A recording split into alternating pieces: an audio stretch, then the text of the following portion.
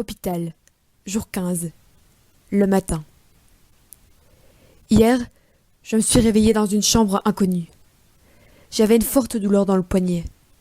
Ma tête me faisait mal également. Je l'ai penchée pour observer mon bras.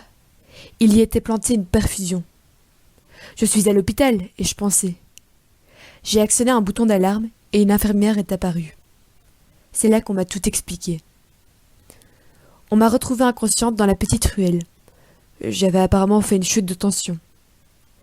Les personnes qui m'ont trouvée m'ont déposée devant l'hôpital le plus proche qui m'a prise en charge. Me voilà, à présent. Je n'ai pas les moyens d'être ici. Je ne peux rien me payer. J'ai pu expliquer ma situation à un vrai médecin ce matin. Elle m'a dit que j'ai eu de la chance d'arriver en avance au rendez-vous, pour pouvoir m'échapper.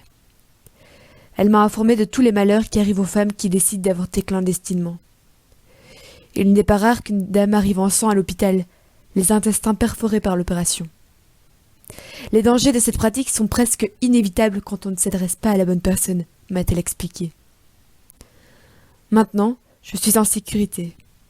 Un chirurgien m'accueille dans quelques heures pour me prendre en charge. L'avis du chirurgien. Jour 15, l'après-midi. Le chirurgien, Eric, m'a accueilli très gentiment. Il m'a proposé de m'installer, et nous avons parlé. Il avait déjà été informé de ma situation.